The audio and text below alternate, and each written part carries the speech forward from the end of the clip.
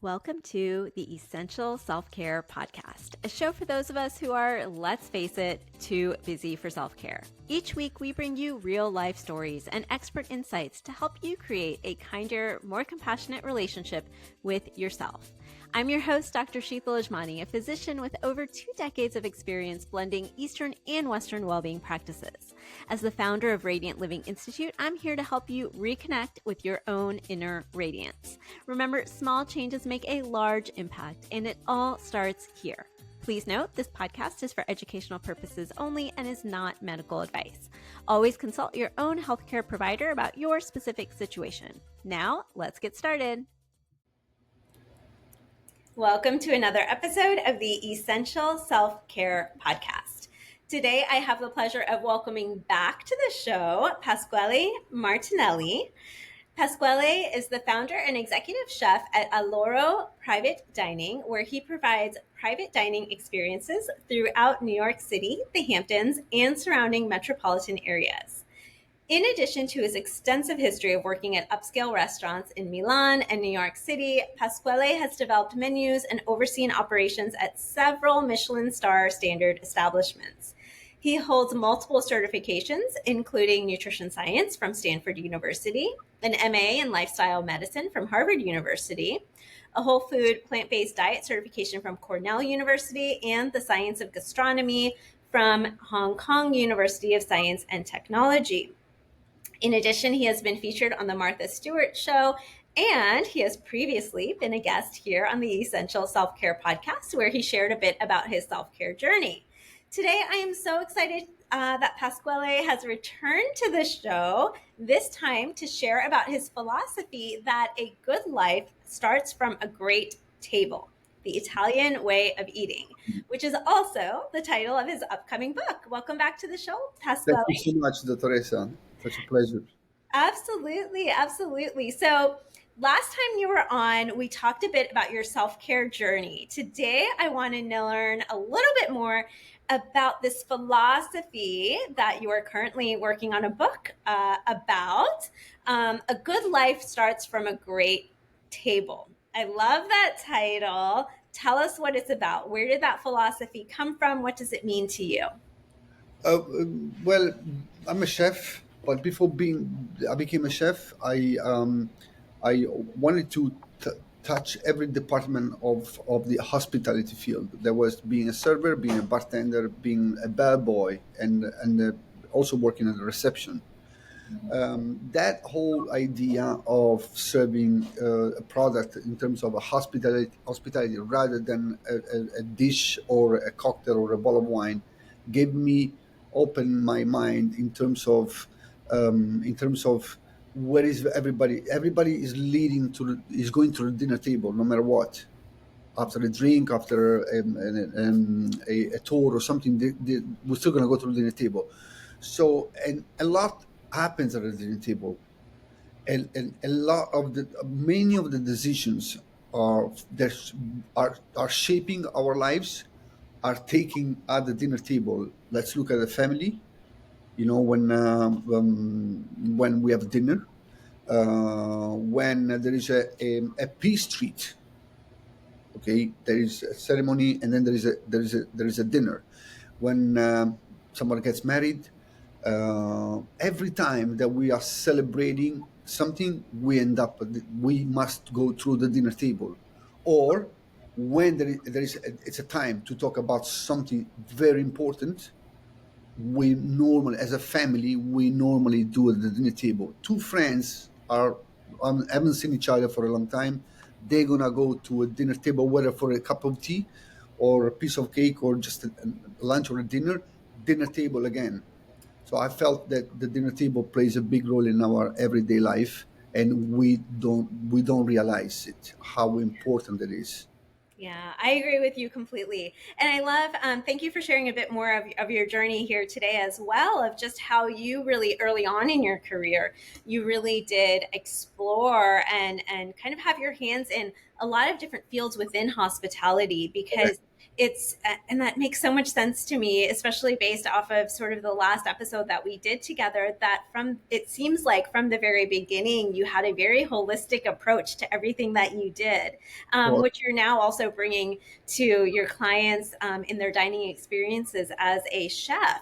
And so I thought that was really interesting. And I agree so much about the importance of the dinner table. You know, you gave so many different examples of how we end up at the dinner table, how the dinner table is not only about the food that we're eating at the dinner table, while that is important, it's also about these social connections. the connection. The social connections. And I was just thinking also, there's so much so many different traditions that can be around that too. You know, you were talking about a lot of sort of celebrations, what happens, you know, you have a dinner table, weddings, things like that. That made me think of also within my family, and I come from an Indian tradition, Indian background.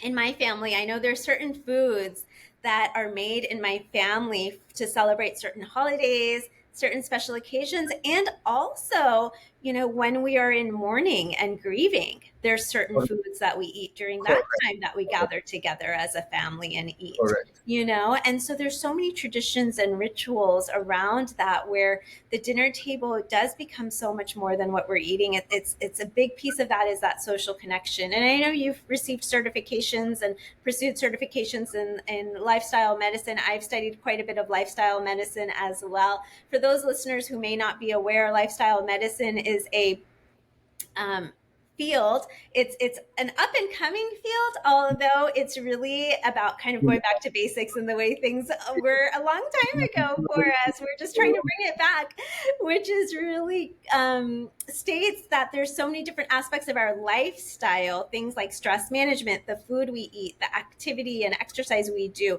and social connection is a big one. There's 6 pillars in lifestyle medicine, and social connection is a big one. Um, so tell me a little bit more in terms of this philosophy for you, and other ways that you have seen sort of, or what tips you would want our listeners to know. So now, having this context that a dinner table is so much more, it's also the social connection, for listeners who are like, okay, I see that, but you know, I never sit down at my dinner table to eat, or Mm. I'm always eating on the run, right? How would you say they can start to maybe integrate some of this philosophy into their life? My last course that I did with Harvard University was about the basic of chef for to cook for the seniors, okay, and to teach them, introduce them to the importance of home cooking. Okay, so based on a study of some researchers at the Harvard University, they found out that if we eat the same food that we buy from a delivery app, okay, so instead of having that same food delivered, and we actually cook at home this exactly the same food without changing anything, we still lose weight. Mm-hmm. This is big. In other words, the fact of committing the act of cooking, Mm-hmm. it's already a benefit itself to begin with. Now, if we are able to focus, to even meditate as we are cooking, in some ways, we can find the connection with ourselves first, with the nature, and then automatically we will find the connection with so many things around us that we never paid attention to. So the action of cooking, the home cooking, even once a month, or invite one friend over.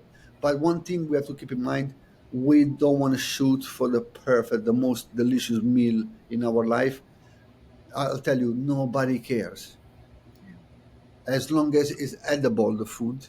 What's really important is how we do it. Having someone a laugh, crack a joke, watch a movie. Then the food is really secondary. What's really primary is this moment spent together. This one meal per month, one meal per week, one dish, even one dish, will be the beginning of a long journey that will take us as a whole, because now we have more people connecting. So we want more people so we can be more connected. Otherwise, we'll be disconnected if only one part of does this. So I invite people to even have one dish, one meal, to be home cooked. Go to the market, meet the people, meet the farmers, ask them questions. There's no stupid questions, so ask them questions. I went to the market the other day and I see bees in the zucchini blossoms. And when I took to my clients home and I shared the stories, they were, oh no, the bees. This is what we want. The bees are the connection to now. That means there's no pesticides there. They're happy to be there, and we're happy to see them there. They're not gonna kill us.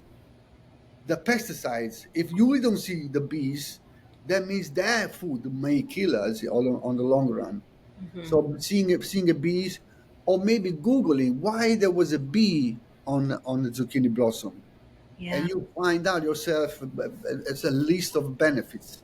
So another thing I can say: be curious, Yeah. explore. You'll find so much. You'll find maybe someone who may be lost. He'll find himself or herself out of curiosity by asking. Yeah, So, I love that. Oh, goodness. You shared so many wonderful pieces here. So, first of all, I really want to emphasize this point that you made of just start anywhere, start small, right? yeah. If Mhm. it's, if, you know, if you routinely eat fast food every meal or eat out for every meal, just start with like, Come on. what feels possible for you? What feels realistic for you? Is it one meal a month that you cook at home? Is it one meal a week that you cook at home? Just start there. Start where you can, right? But really starting to create that connection for yourself. We started this conversation talking about how the dinner table can be such a place of connection, social connection with others. But another thing I always say is that a radiant life starts from within. So really starting with connecting with yourself and the food, right? Um, Yeah. and also using it, so we're talking about so many different layers of connection here, which I love. I love diving into multi-layered conversations like this. And so connections with others, social connections at the dinner table, maybe invite a friend over, right?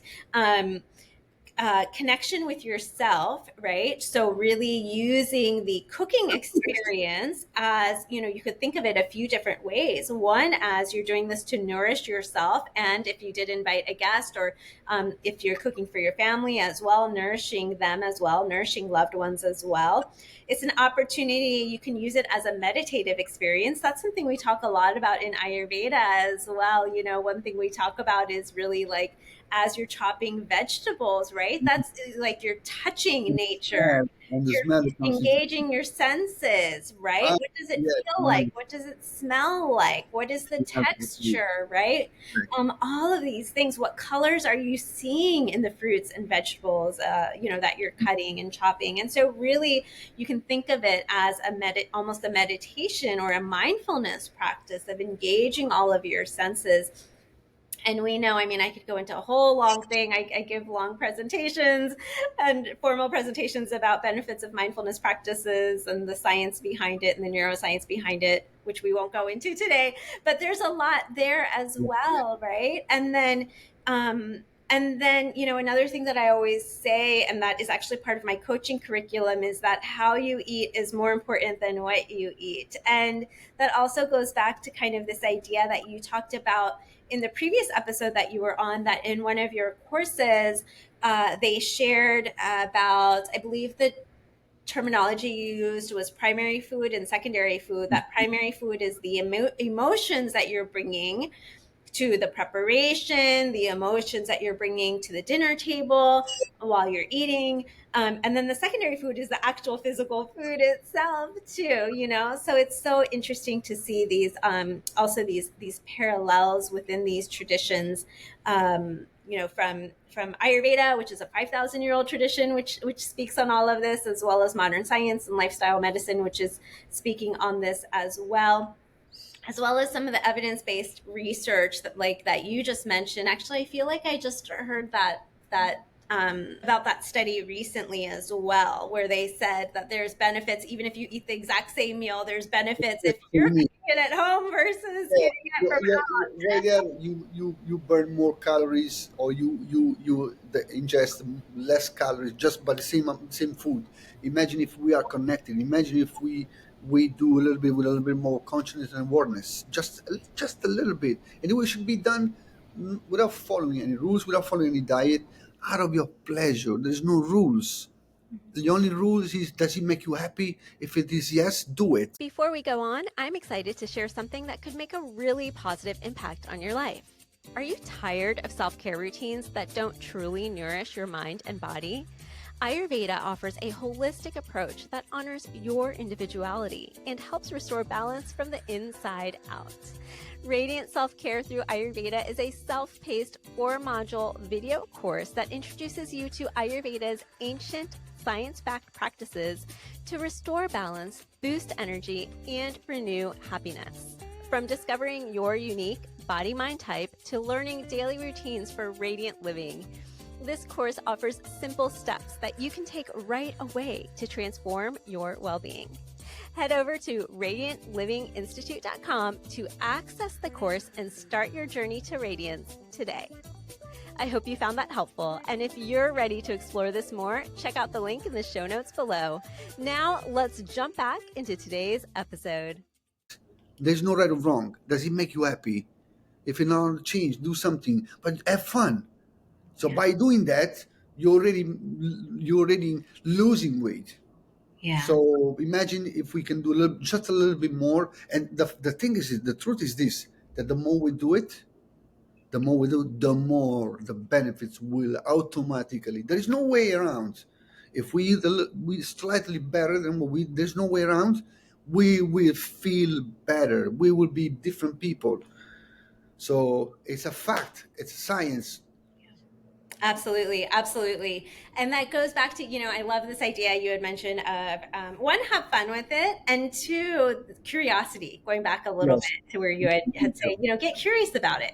Where is Mhm. my food coming from? If you have farmers markets close by, maybe you plan a special visit to the farmers market one day and you just talk to the folks who are there, and ask them about their farms, and or if you live in an area where there aren't farmers markets readily accessible, maybe you just Google something about it. I had I don't have it currently, but I was part of a community garden for 2 years, not too long ago, actually. It was just, I gave it up earlier this year, but I really enjoyed it. And it was so amazing because I was planting primarily vegetables. I did vegetables and some flowers, but it was so amazing because I would, it was just like an experiment, and I had so much curiosity and fun around it to see, oh, that's how Brussels sprouts grow. I didn't know that. That's fun. Right? Or, oh, that's how, a squash grows and Yeah. comes to be, right? Like, I didn't know that's how that process looked like, right? Or,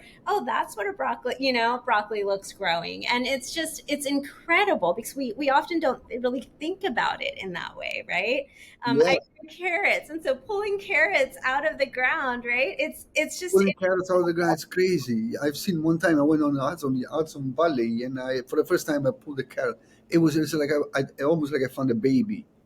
It was like amazing. And then it tastes so much better that you realize where have I been eating so far? If this is a carrot, what was so far? What did I eat? yeah, Also the chefs have this sense of imagination. We know where we so there is like this. We all are born with the imagination. Okay, we just need to unleash it.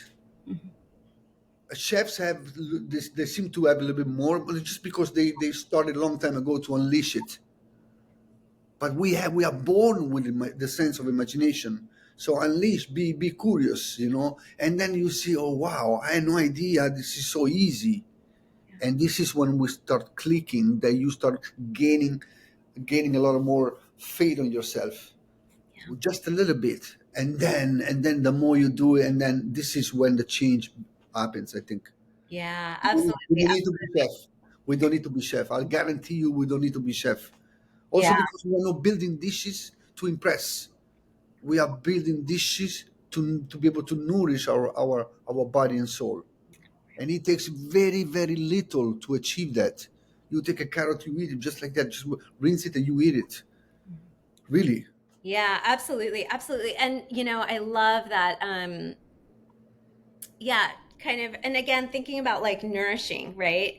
Nourishing, yes, the food is nourishing your body. How can you use this connection with your food to also nourish your spirit, your emotions, right? And it's through cultivating that connection. And I love how you shared also that we all have imagination. We just need to All unleash of us, it, we were born. right? And I agree with that so much, because the fact is, the way our modern day and age and culture is set up, we're constantly in this sort of push, go, go, go sort of mode, using more of that analytical part of our brain, right? And so unleashing the imagination and creative part of our brain actually does, for many of us, take some practice, just because our modern culture for so many of us is Totally focused fine. on more of that analytical and productivity part of our mind. And so this is a way, just kind of exploring and getting curious with your Imagine. food, and getting a little bit playful of like, what sort of things can you create, right? um, and just starting small, like you said, right? Just starting small and starting with what you can and where you can. I think this creativity, this sense of creativity, this imagination, it gets faded away from the bad food that we are most likely eating. So if we are not being creative, because we were not born with it, because there's something now, some chemical in our body that's stopping us for to unleash so the first thing we need to do, we need to, like I said, try one meal one day, begin that process, because without good food, that creativity, that imagination, it will be stuck somewhere in our body. We need to clean ourselves first. I think in order to unleash all the beauty inside ourselves, and it comes through the food. Again, anything that's whole food, plant based. Mhm. I think that will be, and it will be much a lot faster than what we think. All food plant based will be a lot. The change will be a lot faster than what we think. Like what happened to me. I'm talking about like 2 months. I was like a different person. Yeah.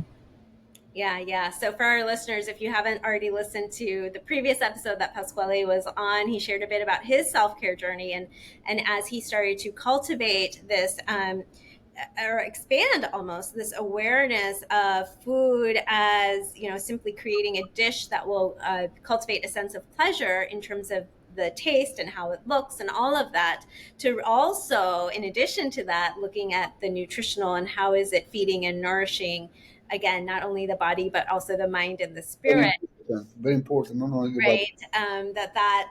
That you personally experienced an increase in your energy levels, and so it does sort of start there. We all need energy to function in our daily life, and so really looking at how our food contributes to that. And then another, kind of going full circle here, back to the idea of connection, I wanted to mention one idea from Ayurveda. So Ayurveda, the ancient medical system of India, sees all of us as individuals as connected to nature, as having the same building blocks, which in Ayurveda we talk about five elements being the building blocks. That's earth, fire, water, air, and ether.